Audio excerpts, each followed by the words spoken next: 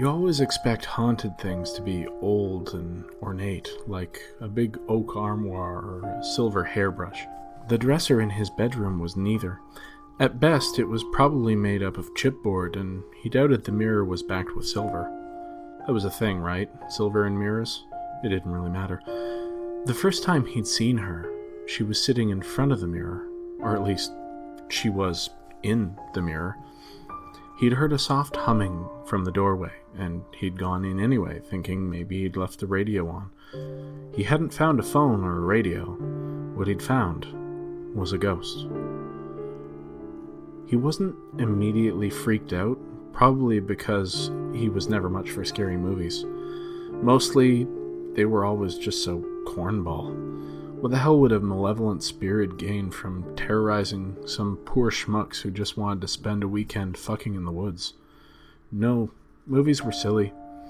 What he had spent time on were old stories from the South. Family ghosts that sang children to sleep or walked solemnly around graveyards with parasols to ward off the full moon. No, the ghost didn't bother him in particular, but he was fascinated. And that first time he'd seen her, he'd just watched her until she disappeared. After that, he spent a lot of time staring into his mirror. Sometimes she'd appear, sometimes not.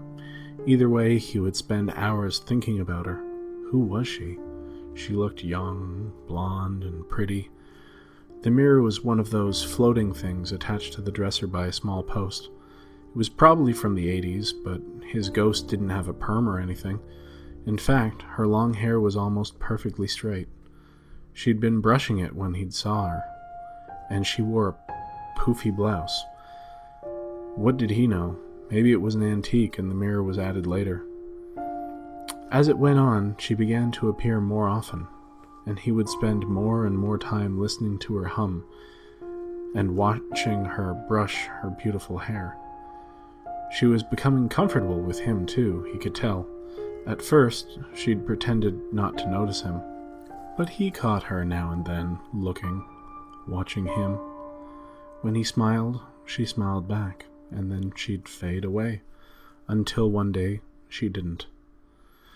They'd held eye contact for almost a full minute while she brushed her hair, and then she did that thing, pulling it over her shoulder to brush the other side, but this time she wasn't humming.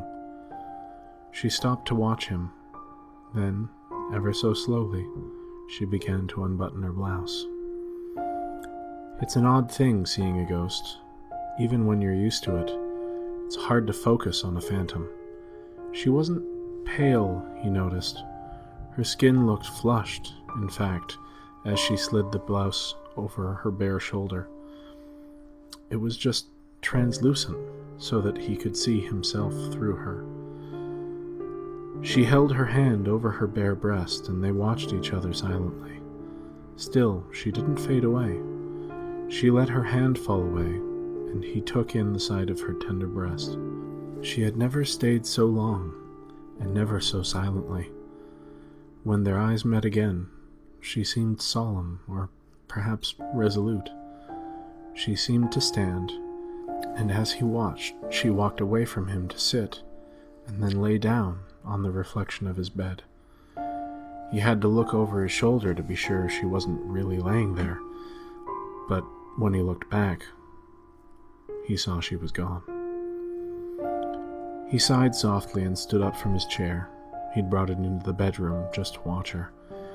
She never reappeared twice in one night, so he knew he was done. But she'd filled him with such a longing. He walked over and lay down on the bed to think, and for the first time, he felt her. It was like an icy hand on his chest, and he felt the excitement course through him. Her fingers traced a path along his chest, down to one side. She was holding him, like a lover with cold hands. He hadn't done it the first night, too afraid of offending her. Soon, though, it was every night. He'd come to expect her icy hand to travel his body as he pleasured himself. She began to appear naked in front of him, either smiling in the mirror or laying on his bed, inviting him to join her. Her hands became bolder, and she was able, with some kind of ethereal magic, to make him come. The chill of her hand gripping him was enough to stir his loins, but not quite enough to satisfy his desire, and as he began to wish for more than the touch of her hand, he imagined holding her as she held him. He imagined the feeling of her breasts on his lips, or better yet, a kiss. He told her then that he loved her, a whisper on the wind. The next night she didn't come, nor the night after. He waited. When finally she appeared, she wouldn't hum, she wouldn't smile. She just stared at him until he sat down. Then, her expression evoking he couldn't tell what, she placed her hand on the mirror, her fingers pressed flat, as against a window. Without a word, he leaned forward and pressed his hand to hers, feeling the cold glass under his palm. She bit her lip. She'd never done that before. They both rose, as though they'd decided to do it together,